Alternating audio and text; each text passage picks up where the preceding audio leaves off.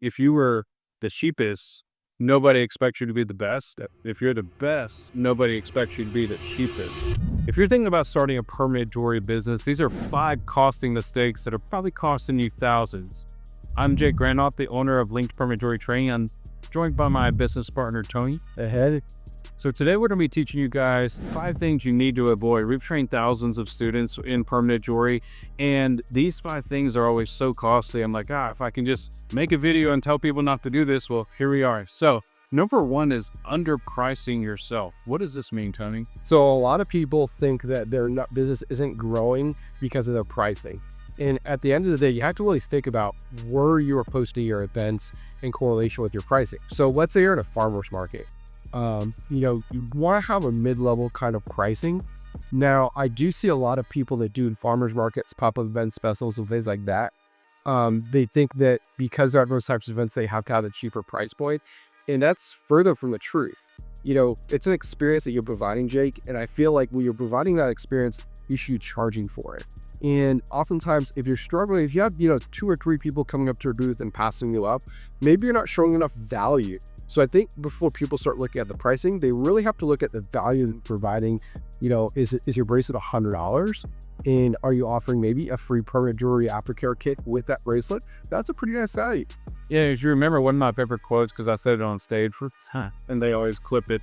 The cheapest person is not going to be perceived as the best. And I think the quote when it was like, if you were the cheapest, nobody expects you to be the best. If you're the best, nobody expects you to be the cheapest.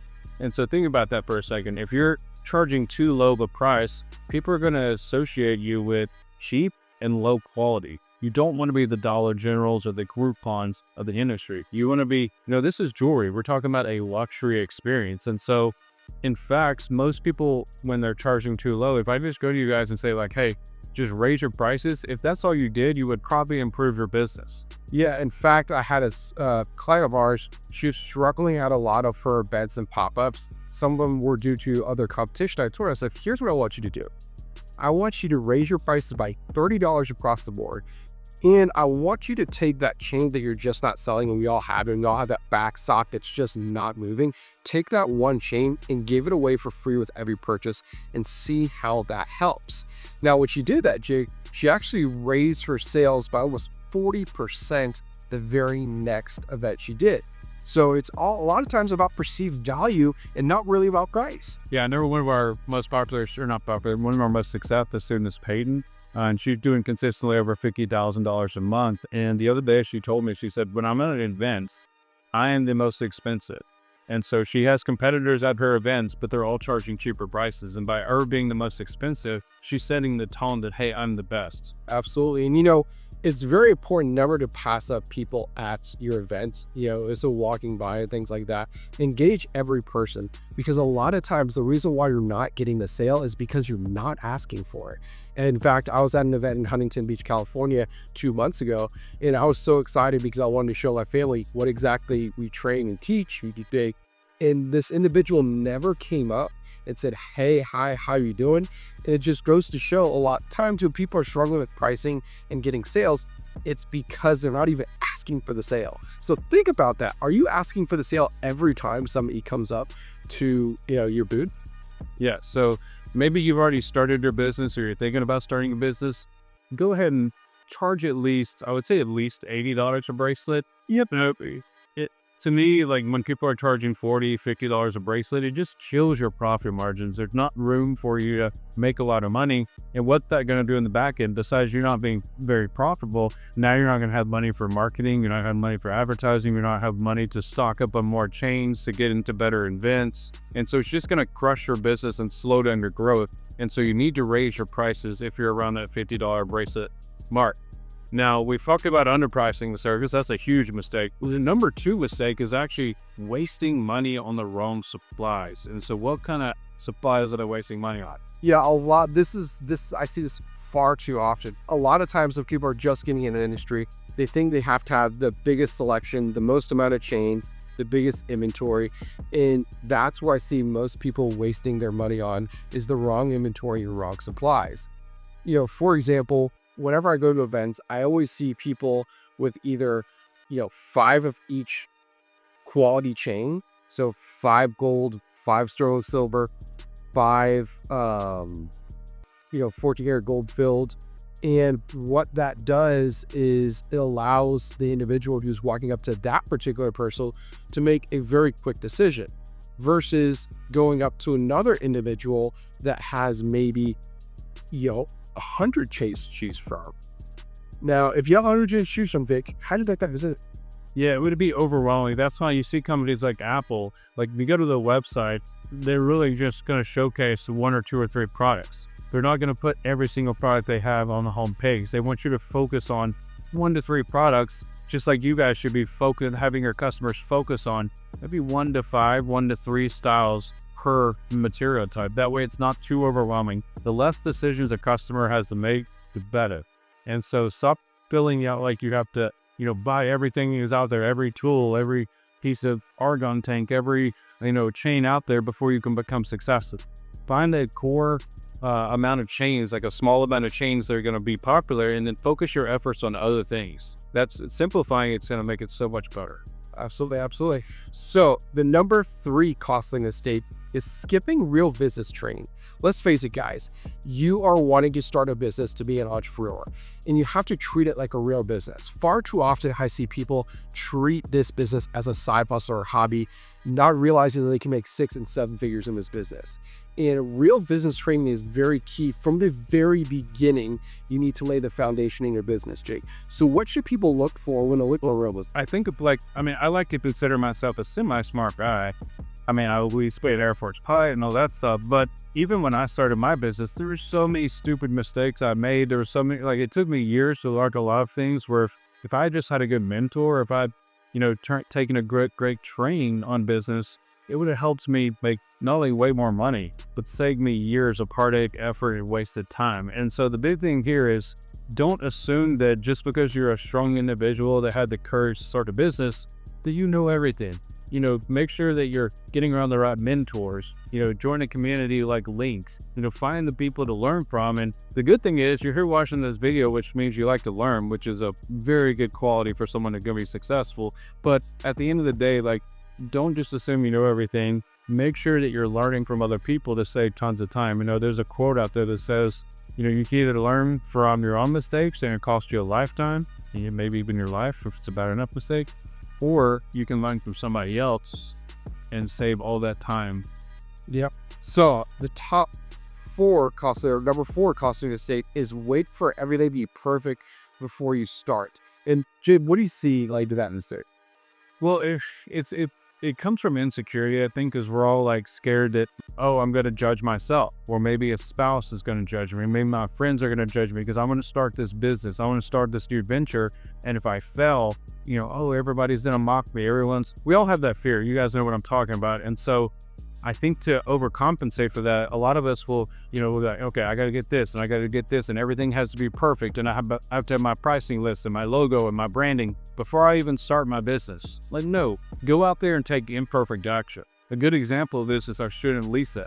And no offense to Lisa, she knows I love her to death like family. She has a terrible Instagram. She doesn't do a lot of the content we teach, and yet she made $200,000 last year in perfect jewelry. It's because she's just an action taker. She just goes out and does it. If someone's like, hey, Lisa, do you want to do this big concert? She's just like, yes. Yeah, well, I'll figure it out later. But yeah, she says yes. There's that movie, what is it, Yes Man by Jim Carrey? Yeah, where the thing was, in 24 hours, he had I don't know if you call it a curse, or it was some kind of magic spell on him. He could only say yes to everything. And the point of that movie was, if you could just start saying yes to more and just taking more action, you'll get further in life. I always make the joke, I can make 7 mistakes and then succeed before most people can make 1 mistake, because it's all about speed. Business is about speed. And so if you're waiting to be perfect, you're just wasting time. Yep, absolutely. And when you go into, me and you've been to a lot of masterminds, webinars, things like that with higher potential people in the country. And the common denominator I see is everybody in these rooms that we get into, Jay, they're all taking imperfect action consistently. Consistently taking action, even if it's imperfect. And that's really, honestly, that separates the successful from the unsuccessful. Is the unsuccessful are scared. They don't want to fail. They're afraid of failure. Where the successful don't really care to fail. It's just another stepping stone, another. I would say it's not even that they don't care. We all have fears. We all have, it's putting your priorities in the right spot. So is your priority, oh, I don't want to make a mistake because I'm going to judge myself, or I don't want to make a mistake because I might lose a little money? Or is your priority, I'm going to do what it takes to make a better life for myself, a better life for my kids, to set a good example for people. And I'm willing to make some mistakes along the way. I'm willing to learn along the way, but I'm going to get started because there's never a better time than now. There's always that inner voice in you. I call it resistance. Some people call it the devil. Like, you can call it whatever you want, but it's like when you know that you need to do something, like, for example, here's a good test if you should be doing something or not. For example, the gym. A lot of people are like, oh, I don't want to go to the gym. Like, well, I got to do all this stuff, or I don't want to eat healthy. How much resistance do you have when it comes to eating a donut or not going to the gym? It's always the stuff that is easy, or the stuff that you don't do that can really, crush your goals and really make your life worse. Whereas the stuff where it's like, oh, that's going to be tough, that's always the stuff that pays off. If business was easy, then everyone would do it. If success was easy, then it wouldn't be worth anything. Like, the reason business and success is so, I would say it's so great, or something you should strive for, is because it's rare. Like, the people who can actually get over their fears and take that imperfect action are the ones who are going to succeed. And then last but not least, the number 5 mistake that's, costing you, really tons of money, is just trying to figure it out by yourself. Yeah, and I see that day in, day out, but all the Facebook groups. Oh, I learned on YouTube University. I worked here. I learned there. I never pay for training. I never pay for mentorship. The fact of the matter is, there's very few people that did that. And I'm not saying there's no people. There's very few people that figured it out on their own that are really crushing it in the industry. And that's because the biggest part, especially the link, and I'm not just trying to talk about link, but the biggest part about link training, you can get training anywhere. You can go online, you can go to YouTube and you do preparatory training for free. But the biggest, I wouldn't recommend it. You can do it, but the biggest value in what a good training company provides is the community and culture behind what they offer. Because and it's not just that it's not just about how to weld or how to start a business. This is about ongoing support. How to like when tax season comes, like who can I get referred to? Or when you're trying to set up the pop-up, who has a good planner and inventory checklist? Like, these are all things we provide our students. Absolutely. And the crazy part about it is, what a lot of people don't realize is, and it's not really to talk smack about Facebook groups, but the people who are hanging out in the Facebook groups are oftentimes the ones who are struggling themselves, and the ones that you really don't want to take advice from. So what I love about links is the fact that most of our students are uber successful. We have the highest rate of successful students across the country. And you're going to be in a community where people have been there, done that, won the trophy, and succeeded. No drama. You're getting around the people you want to be around. That's something, my grandmother, you told me who you hang out with, I'll tell you who you are. Yeah. So, and that I've started and I run multiple 7-figure businesses. And even to this day, I'm spending more money on education and community than I ever have. I think in the past year, I spent over $100,000 to find the right mentors, to find the right community, and to find the right masterminds, because I know that getting around the right people can take me to that next level, because I don't know what I don't know. And so it would be arrogant for me to say, like, oh, well, I'm just going to figure everything out myself. I'm just going to do it alone. One, that's also not fun. Like, I tried to do business alone for the first couple of years. It was boring. It was, lonely. And that's not why would you start a business just to be lonely and create basically a tough job for yourself that sucks? Like, get around the right people, have fun with it, and get in the community like LinkedIn. Even if you already do permanent jewelry, maybe you trained with somebody else, maybe you did teach yourself, we'd still love to have you in the community. We have so many new options for people that already do permanent jewelry as well. And so if they want to learn more, where can they go? They could go to lakepermanentjewelrytraining.com. And I want to leave you guys with this. If you're trying to save money by going on a discount route, going to YouTube, you're just discounting your success. Flat out, you're just discounting your success. Get around community, get around the right people, get around the right mindset, and just watch how your business will. Yeah, and the thing I'll end on is, a lot of people, like even the Facebook groups, like you mentioned, they'll say like, yeah, I taught myself and I make $3,000 a month or $5,000 a month. I don't want my students making $5,000 a month. I want them making $10,000 a month, $20,000 a month, or higher. And so If you guys are just shooting small, that's your life. That's up to you. But if you want to go big, if you want to, be the best of the best, we would love to invite you to, set up a call with us, check out Linked, and we'd love to talk to you. So click link below, subscribe, and shoot us a message if you have any questions.